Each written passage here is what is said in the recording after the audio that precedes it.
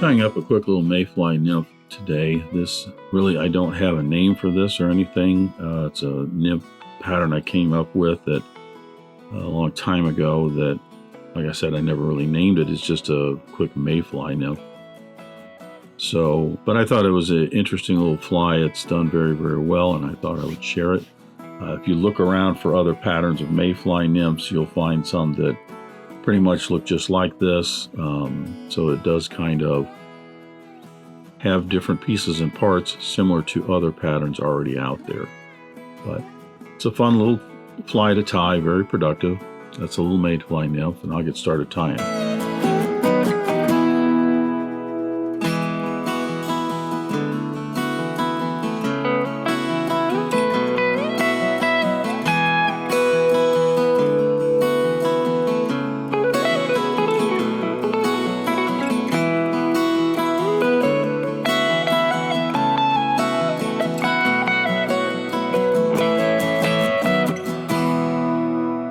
I'm going to start this mayfly nymph with my hook and the vise. This is a Mustad 3906B in a size 8.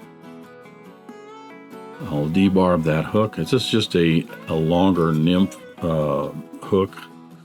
You could use, if you wanted to, I like this as a little heavier wire, but you could use, say, a 9672 or like a 5362 and a Tiemco, just a little bit longer streamer hook if you want.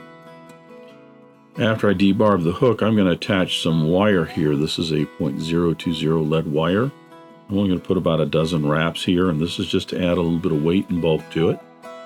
But it is a mayfly nymph, so you want it to get down to the bottom.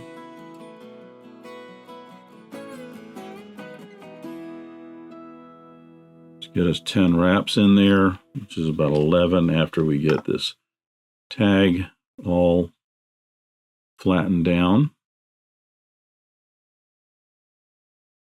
And attach my thread. I'm using a Danville 70 Denier in black because it is a black mayfly nymph. If you wanted to do an olive colored one, you could use some olive thread, so on and so forth. A little wax on my thread.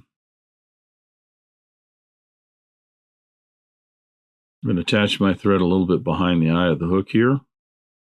Start wrapping down. When I get to that lead, I just want to reach back behind it, get my thread going in the rear portion so that I'm building a little bit of a thread dam in front and back. What it does is it wedges that lead in place so it won't move. It also, by putting a little bit of a thread dam on here, is going to give me just a little bit of a transition from the wider diameter lead wraps down to the hook shank. So I don't have a ledge that things tend to fall off of. Now I do want to, right where the front of that lead is, tie in some Bead-Chain eyes. These are just some small black Bead-Chain eyes. You could use some mono eyes if you wanted to instead of the Bead-Chain.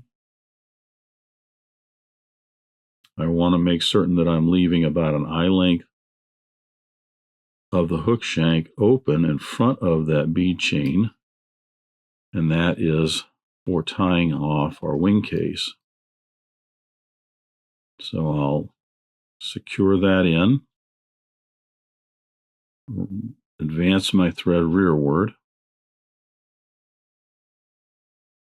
I'm going to put a drop of head cement right between those Bead-Chain eyes. That will soak down and help secure that a little bit. Now the tail on this is just the tail, and actually the legs on this are Hungarian Partridge. What I've done is I'm taking a larger rump feather off of the partridge skin that I have, and I'm just going to take maybe a dozen barbs off of this feather, get those out, peel those off, and I get the larger rump feather simply because the barbs are going to be a little bit longer. I'm going to tie that in. It's short, so I'm going to go no more than a shank length. Tails on mayflies are generally some of them. There's a few of them that seem longer, but generally not that long. A little longer than I want. I'm going to unwrap here. Pull those to my right. There you go. That's about where I want them. Wrap this forward up towards that lead.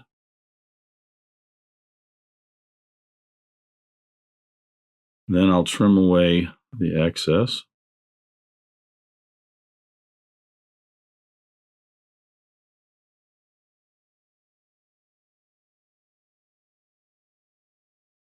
Bring my thread down almost to the end of the abdomen.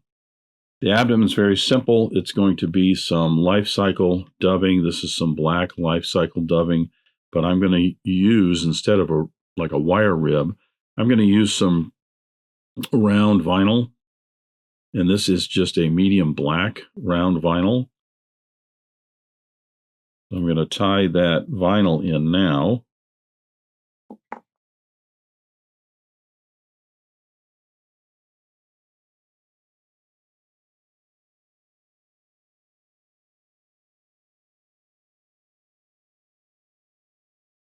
And then I will anchor it all the way down to the very end here. And then I'll start my dubbing. I'm just going to dub a tapered body from the very back end here to right about the end of the lead wraps.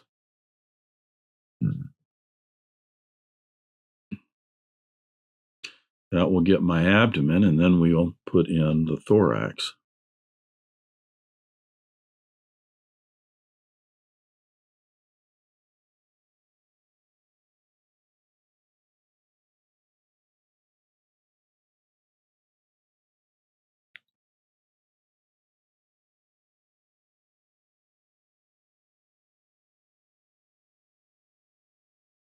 I'm going to take that rib.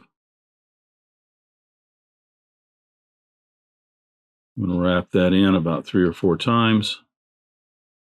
I want enough of that dubbing to come up through it to just kind of give it a segmented look and make it also look kind of juicy, kind of buggy, thick.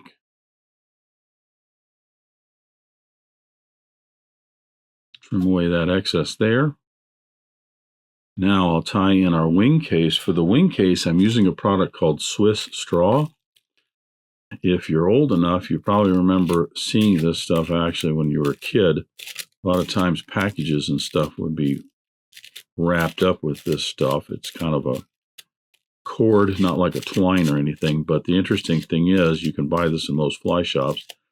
When you flatten all of this out, you've got this synthetic kind of plasticky material here that you can cut into strips and use for wing casing and things like that. So I've got a bit of this that I've cut into a long strip. And I'm just going to tie it in right here. I want to leave that wide as I advance my thread back a little bit, kind of shoving all of this right up against the abdomen there. And this is a very, very long piece, as you can see, and that's just simply easier for me to handle. Now for the legs, we're going to be using some Hungarian partridge as well, and I'm using another back feather. This one's a little bit shorter. What I'm going to do with this is just a very simple technique for putting in legs. I'm only going to use maybe about the bottom third of this feather for the legs. So what I'm going to do is I'm going to strip out, not really strip out, I'm just going to slide out these barbs so they're more perpendicular like this. If you want to get a little bit more, you certainly can. I'll grab a few more just to make it a little fuller. I'm going to trim off the excess of that feather. I'm going to tie this in, and notice that I'm tying this with the dull side down, or I should say the dull side up. The more colorful, darker side is down, because what we'll do is put our thorax in, and then we'll fold this over like this, and that will give us our legs. I'm going to go ahead and wrap a little bit further down because that rachis may be a little bit long right up behind those eyes. We'll see. Go back to my life cycle dubbing.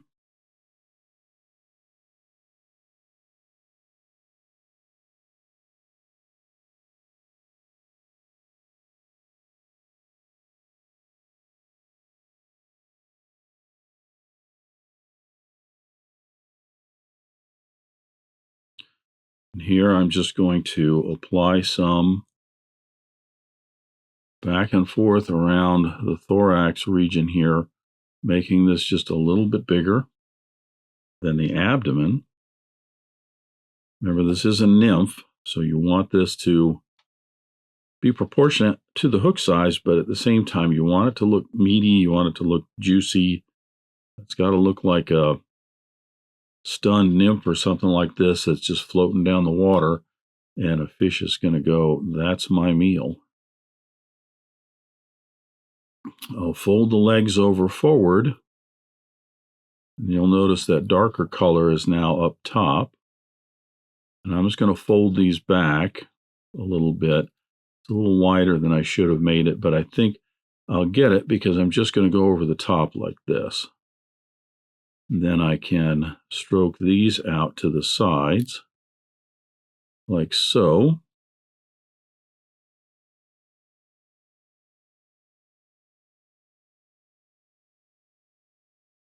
A few more wraps to secure that in. And then I'll take my Swiss straw and bring it over the top for the first part of the wing case. Mayflies, a lot of them have a very distinct three-segmented body from the standpoint that you have your abdomen, your thorax, and then you have a head area here that is very distinct.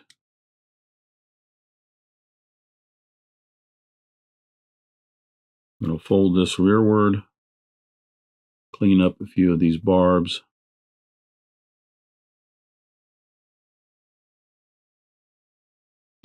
A little bit more dubbing. This is going to be a very thin dubbing noodle here because all I want to do now is apply just a little bit of dubbing in between those dumbbell eyes to cover up thread wraps and so on. So I don't want this to be really too thick. This has to be long so I can get 2 or 3 crisscross wraps in there.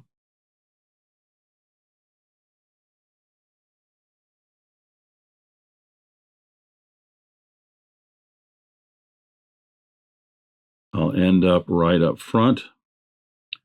I'll fold that Swiss straw back over. Now it will pinch together between those Bead-Chain eyes and right down to behind the eye of the hook.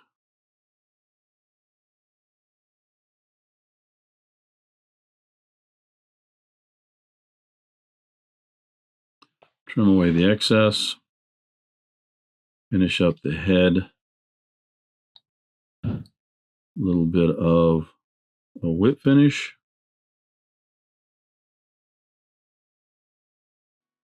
Surprisingly, that Swiss straw seems to be very delicate, but it really isn't. It's pretty rugged stuff. Now, you could put a little bit of epoxy or UV on the back of that if you want to try and get that a little bit, make it more durable. That's up to you. His legs kind of got squished a little bit there, and I think I trapped a few of them from my side up front. This side came out pretty good. But all in all, tail might have been a little bit longer, especially in proportion to the legs. But all in all, a nice little nymph pattern. Meaty little mayfly. As I said in the beginning, if you wanted to tie this on a little bit longer streamer hook, like a 9671 or something like that, you would get even a little bit longer body to it. You could get a longer abdomen and all. And, that might even look a little bit better. So there is a simple, straightforward Mayfly nymph. Thanks for watching today. Thank you for joining me at the Vise today. I hope you learned a new pattern, at least a tip or trick here and there. If you'd like to help Dress Irons, you can like, comment, share, subscribe, all those wonderful things for the video. You can also head out to dressedirons.com where you can buy flies, tools, stickers, and merch, or you can join a growing community over on Locals at the Dressed Irons Fly Tying Guild. You can also donate to Dressed Irons if you want through the link at the bottom of the description. I thank everybody for their ongoing support, as it really does help the creation of these videos. And what's important is to remember, only fly tying. If you're not having fun, you're doing it wrong.